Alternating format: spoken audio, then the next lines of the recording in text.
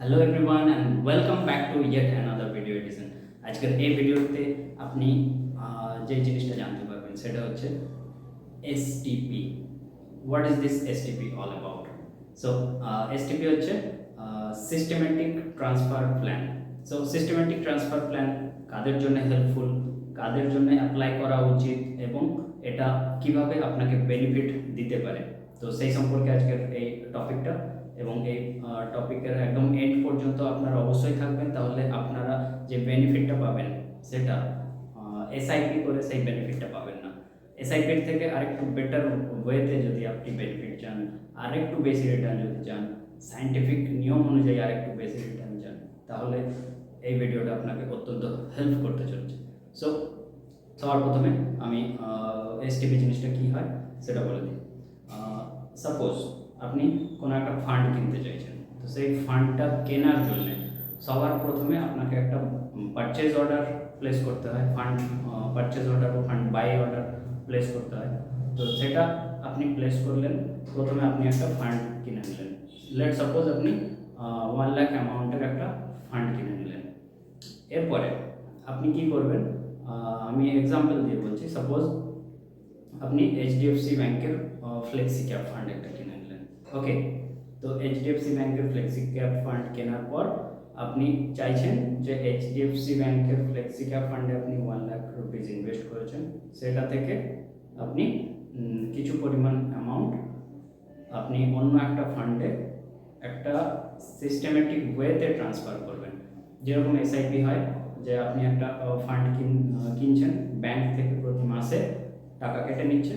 Like the same way আপনি কোনো একটা ফান্ড কিনে রেখেছেন, সেই ফান্ড থেকে প্রতি মাসে একটা সার্টেন অ্যামাউন্ট টাকা উইথড্র হয়ে, মানে রিডিম হয়ে অন্য একটা ফান্ড পারচেস হয়ে যাবে।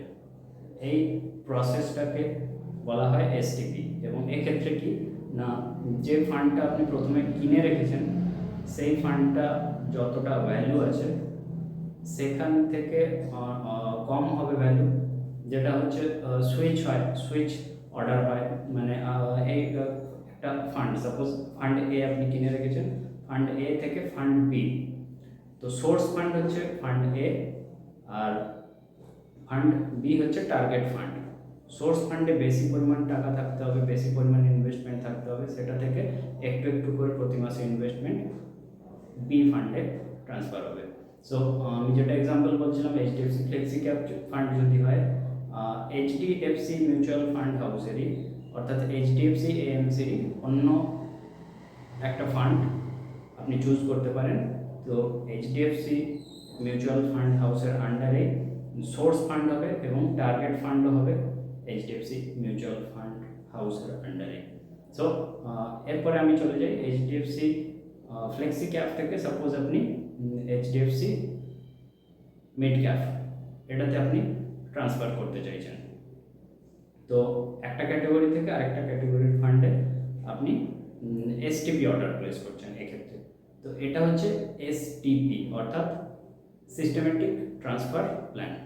ওকে, এটার বেনিফিট কি না, আপনি যদি প্রথম ফান্ড যেটা ফান্ড এ, সেটাতে একটা লামসাম অ্যামাউন্ট ইনভেস্ট করে রেখেছেন এবং সেটা একটা সার্টেন স্পিডে গ্রো করছে, আর সেটা থেকে ফান্ড বি যেটা টার্গেট ফান্ড, সেটাতে আপনার ইনভেস্টমেন্ট শিফট হয়ে যাচ্ছে, ট্রান্সফার হয়ে যাচ্ছে কন্টিনিউয়াস বেসিসে একটা ডিসিপ্লিন ওয়েতে। তো এসআইপি যেরকম ডিসিপ্লিন ইনভেস্টমেন্ট প্রসেস, আর এসটিপিও হচ্ছে একটা ডিসিপ্লিন ইনভেস্টমেন্ট প্রসেস। তো এই জিনিসটাকে এইরকমভাবে যদি আপনি কন্টিনিউ করেন, তাহলে ফান্ড এ গ্রো করতে থাকে আর ফান্ড বি গ্রো করতে থাকে। সো দুটো ফান্ডে আপনি রিটার্ন পাবেন, এটা হচ্ছে পারপাস, দুটো ফান্ড থেকে রিটার্ন পাবেন।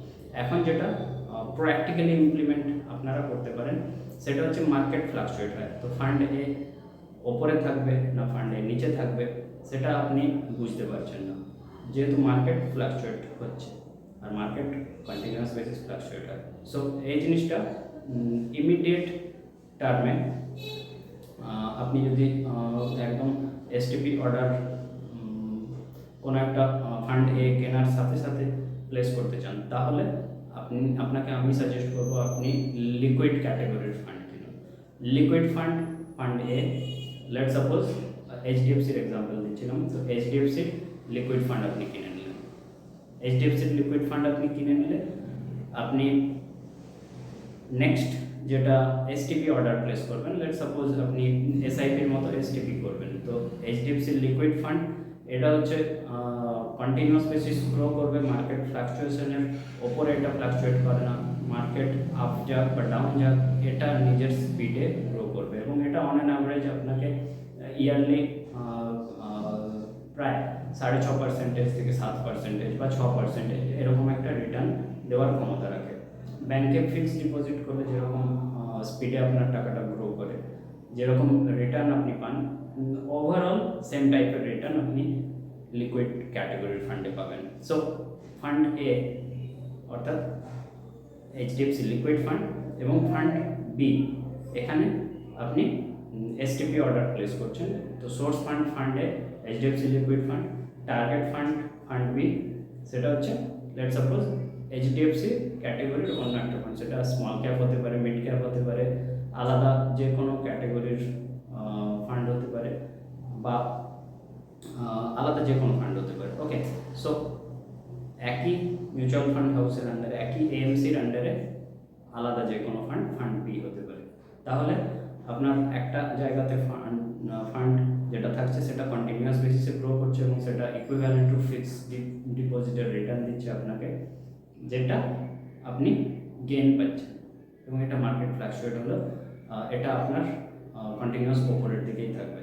সো এটা হচ্ছে আপনার বেনিফিট। এবং ভিডিওর শেষ পর্যন্ত আমি থাকতে বলছিলাম এটাই বোঝার জন্য যে একটা জায়গায় আপনার ইনভেস্টমেন্ট থাকছে, সেটা কন্টিনিউয়াস বেসিসে গ্রো করছে। লাইক দ্য সেম ওয়ে আপনার যদি ব্যাঙ্ক অ্যাকাউন্টে থাকে, ব্যাঙ্ক অ্যাকাউন্টে আপনি যদি সেভিংস অ্যাকাউন্টে রাখা থাকে, যে অ্যামাউন্টটা আপনি এসআইপি করবেন সেটা 2.5% গ্রো করে পার অ্যানাম।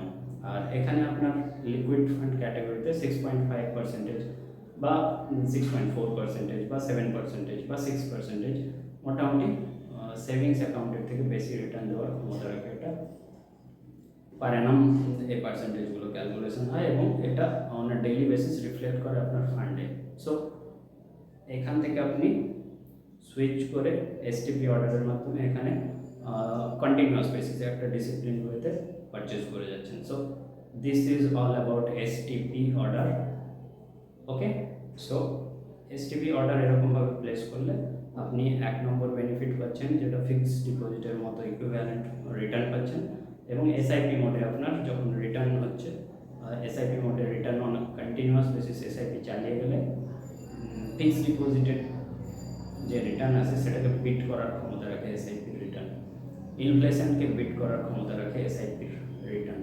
সো এতটা ভিডিও যদি আপনারা দেখেন, তাহলে আমি আপনাদেরকে রিকোয়েস্ট করব যে আপনারা স্ক্রিনের মধ্যে একটা নম্বর দেখতে পাচ্ছেন, যদি আপনার এই এসটিপি অর্ডার নিয়ে আরও ডিটেলসে জানার থাকে, অথবা আপনার পোর্টফোলিও থেকে আপনি একটা রিটায়ারমেন্টের পর পেনশনের মতো অ্যামাউন্ট ফ্যামিলি এক্সপেন্সেসের জন্য, যেটা পার মান্থ এক্সপেন্স হয়, সেটাকে তুলতে চান, এবং সিস্টেমেটিক ওয়েতে তুলতে চান, যাতে আপনার যেটা মেন ফান্ড সেটা শেষ হবে না, কিন্তু আপনি পোর্টফোলিও থেকে প্রতি মাসে আপনার সংসার খরচের অ্যামাউন্ট তুলতে থাকবেন। সো এটা হচ্ছে সিস্টেমেটিক রিটায়ারমেন্ট প্ল্যান, এবং স্ট্র্যাটেজিক্যালি ডিজাইন করা একটা প্ল্যান। এটা আমি একটা ট্রেনিং করাই, সেই ট্রেনিংয়ে আমি ডিসকাস করি এই জিনিসটা। তো আপনিও যদি চান যে এটা আপনার পার্সোনালাইজড একটা ক্যালকুলেশন আপনার জন্য বের করে দেওয়ার জন্য, তো আপনারা এই কন্ট্যাক্ট নম্বরে কন্ট্যাক্ট করুন, হোয়াটসঅ্যাপ বা মেসেজ করুন, এবং আমাদের অফিস থেকে আপনাকে জানানো হবে যে কখন আপনি আমার সঙ্গে এই ট্রেনিংটা অ্যাটেন্ড করতে পারেন। ওকে, সো আজকের এই ভিডিওটাতে এতটাই থাকছে, পরের ভিডিওতে আপনাদের সাথে আবার দেখা হবে। So till then, take care, thank you so much for watching this video.